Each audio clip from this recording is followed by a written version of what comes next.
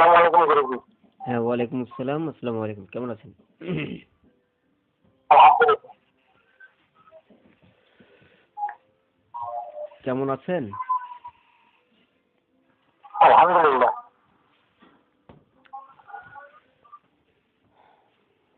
বাড়ির সবাই কেমন আছে? আলহামদুলিল্লাহ গুরুজি, সবাই ভালো আছে।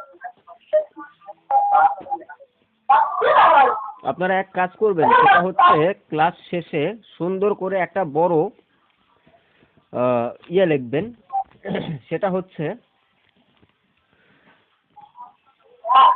যে যার যেটা চাওয়ার আছে, যার যেটা পাওয়ার আছে, যারা ক্লাস করে কেবলমাত্র তারাই আমাকে যেন ফোন দেয়।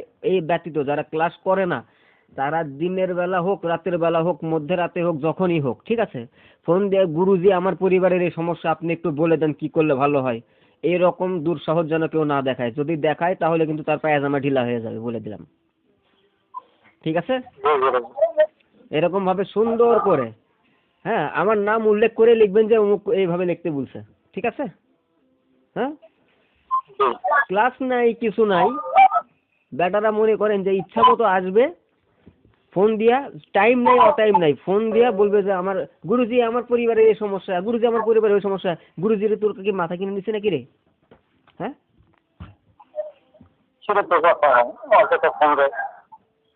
তোর পরিবারের সমস্যা যখন আমি গ্রুপে আসি, কথাবার্তা বলি, তখন তো প্রশ্ন করি কারো কিছু বলার আছে, কারো কিছু বলার আছে, তখন তো কিছু বলস না তোরা।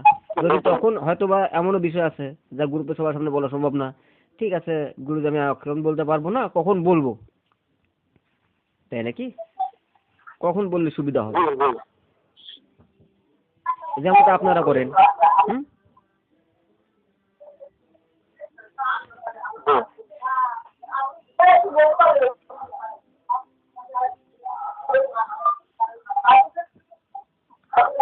তো সুন্দরভাবে পোস্টার দিয়ে দেন। হ্যাঁ, জি। আর গ্রুপে আমি আজকে একটা তাবিজ দিয়েছি, দেখেছেন কি? জি গুরুজি। তাবিজটা কি মনে হয় বলেন তো?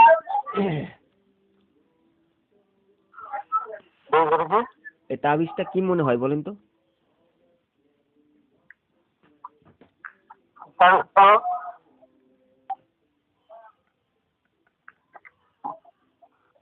আমার মনে হচ্ছে যে এটা বলবো গুরুজি। বলেন বলেন বলেন। হ্যাঁ, বলার জন্যই তো বললাম, বলেন।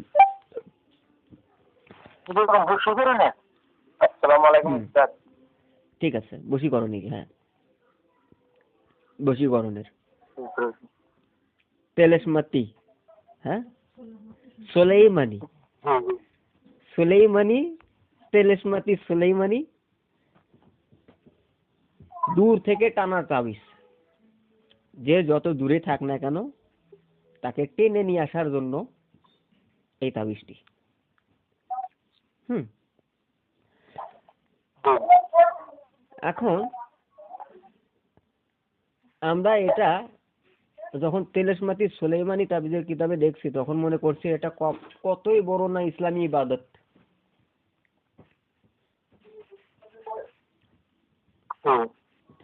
হ্যাঁ, ইসলামিক তো মনে করি নাকি? এটা কিন্তু ইসলামী না। হ্যাঁ,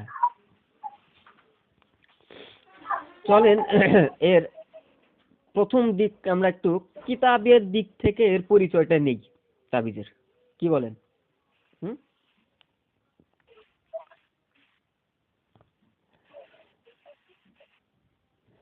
কিতাবুল আজনাস, কিতাবুল আজনাস, যার বাংলা অর্থ হচ্ছে জাতক সমূহ। এই কিতাবটি কোনো বানোয়াট কিতাব না, আমি নতুন বলছি তা না। এই কিতাবটি লিখেছেন কে, লেখককে, আর কার নামে চালানো হয়েছে সেটা আমি বলছি। এই কিতাবটা হযরতে সুলাইমান আলাইহিস সালাতু ওয়াস সালামের সময়ের তার যে মন্ত্রী ছিল, কুরআনুল কারিমে যার ব্যাপারে উল্লেখ করা আছে, যিনি রানী বিলকিসের সিংহাসনটা এনে দিয়েছিল চোখের পলকে, আসিফ বিন বারখিয়া রহমতুল্লাহি আলাই, তার নামে পরবর্তীতে সে সময়কার তান্ত্রিকেরা এই কিতাবটি চালাতো। বুঝতে পেরেছেন? জি। আর বর্তমান সময়ে ডিজিটালাইজ যারা নিয়ে আসছে তাদের মধ্যে একজন হচ্ছে শামস আল মারিফুল কুবরা, কিতাবের নাম শামস আল মারিফুল কুবরা, মহাজ্ঞানের সূর্য, কিতাবের বাংলা অর্থ। লেখক হলেন আহমদ বিন আলী আল বুনি। ঠিক আছে, তিনি তার কিতাবে 15 নম্বর পৃষ্ঠায় উল্লেখ করেছেন এবং গাওয়াতুল হাকিম, বিজ্ঞানের লক্ষ্য, কিতাবের নাম গাওয়াতুল হাকিম, বিজ্ঞানের লক্ষ্য। এটি আরবের গাওয়াতুল হাকিম নামে পরিচিত সৌদি আরবের ভিতরে। ঠিক আছে। এবং ইউরোপ এবং আপনার অন্যান্য কান্ট্রি যেসব আছে সেগুলোতে প্রিকাটিক্স নামে বলা হয়, প্রিকাটিক্স নামে পরিচিত।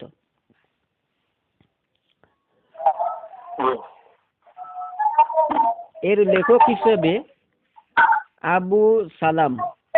আবু সালামা আল মাজরিদ এর নাম পাওয়া যায়, যে আবু সালামা আল মাজরিদ এই কিতাবটি লিখেছে। আচ্ছা, এই কিতাবগুলিতে মূলত নক্ষত্র পূজা এবং প্রাচীন গ্রিক জাদু বিষয়ে সমস্ত কিছুকে উন্মোচন করা হয়েছে এবং আরো একটি সুন্দর নাম যা শুনলে আপনারা হতভম্ব হয়ে যাবেন, তা হচ্ছে কানজুল হুসাইন। নামটা সুন্দর না? হুসাইনের ভান্ডার। যে কেউ মনে করবে ইসলামিক কিছু। কানজুল হুসাইন শুনলে যে কেউ মনে করবে ইসলামিক কিছু, মনে করে লাফ দিয়ে নিয়ে নেবে, তাই না?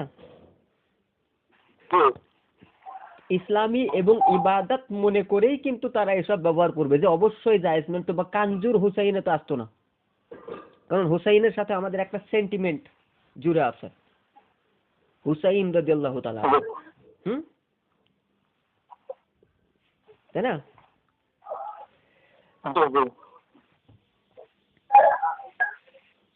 এটা গেল হচ্ছে কিতাবের রেফারেন্স গুলি, যে কিতাবের ভিতরে এই তাবিজটি পাবেন। আদি কিতাব।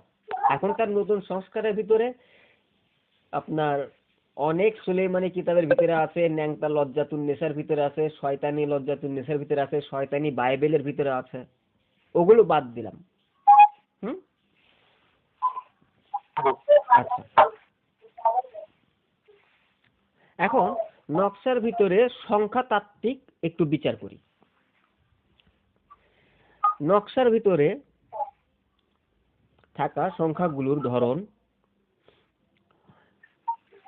এখানে কয়েকটি ভাষার সমিষ্টি রয়েছে। 1 আরবি, 2 উর্দু, 3 হিন্দি, 4 গ্রিক, 5 হচ্ছে আপনার প্রাচীন মিশরীয় ব্যাবিলিয়ন সভ্যতার কিছু অক্ষর। চোর চুরি করতে জানলেও কিছু না কিছু ছাপ ছেড়েই যায়, তার জ্বলন্ত উদাহরণ হচ্ছে এই তাবিজটি। এখানে 11 সংখ্যা এবং 22 সংখ্যা দিয়েছে। এগুলো মূলত প্রাচীন হিব্রু জাদুবিদ্যার কাব্বালা থেকে আসা। জাদুকর মনে করে এই সংখ্যাগুলি ব্যবহার করলে মানুষের মনকে নিয়ন্ত্রণ করা যায়। 2 এবং 5 জ্যোতিষ শাস্ত্রে 2 হলো আগুনের অধিপতি, যা মঙ্গল গ্রহের প্রতীক, আর 5 হলো প্রাচীন ব্যাবিলিয়ন সভ্যতার একজন দেবী, যার নাম হচ্ছে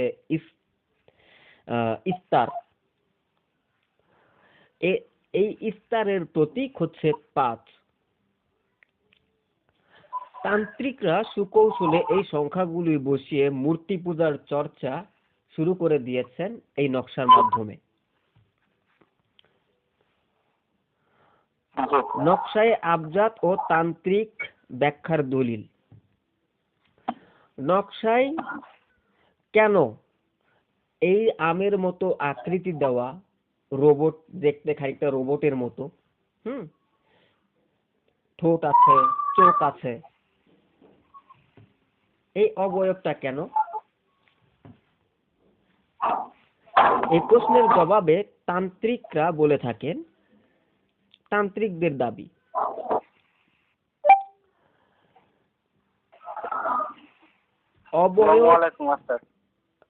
অবয়ব যেগুলো, এগুলোকে যখন চেহারা বা সুরত দান করা হয়, যে কোনো আকৃতির হোক না কেন, সেই আকৃতির জিন অথবা মক্কেল আছে, জিন অথবা মক্কেল আছে, সেই জিন এবং মক্কেলের সুরত দেয়া হলো, এবং তাকে যখন সুগন্ধযুক্ত তেল দিয়ে আগুনে জ্বালানো হবে, তখন ওই মক্কেলটা তার প্রসাদ পেয়ে যাবে, সে খুশি হয়ে যাবে।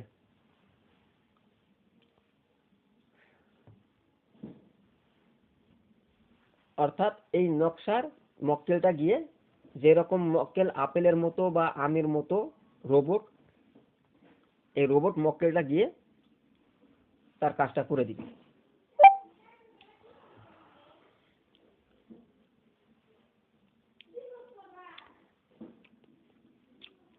এখন সিলসিলায়ে শিকল।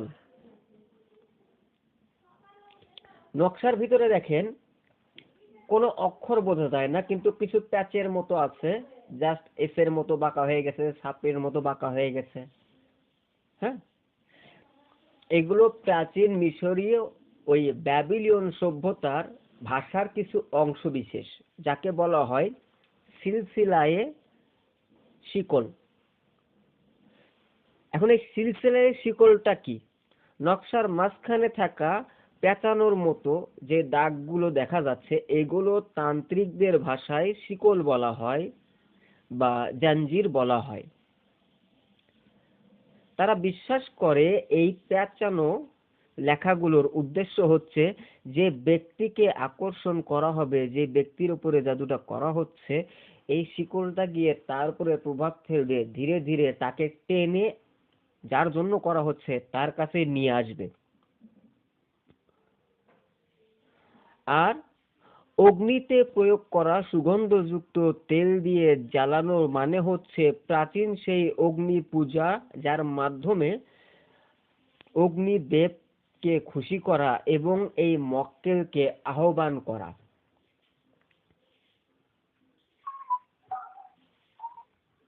বুঝতে পেরেছেন?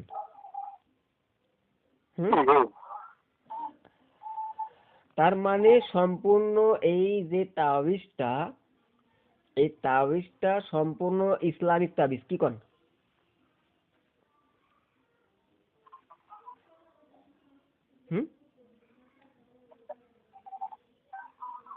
ইসলামিক, সম্পূর্ণ ইসলামিক, কি কোন নাকি?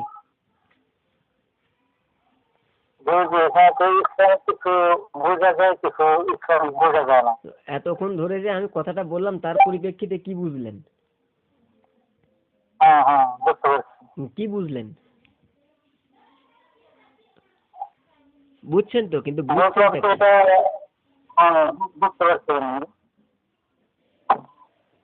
মানে বুঝলেন তো, কিন্তু কি বুঝলেন সেটা একটু বলবেন না?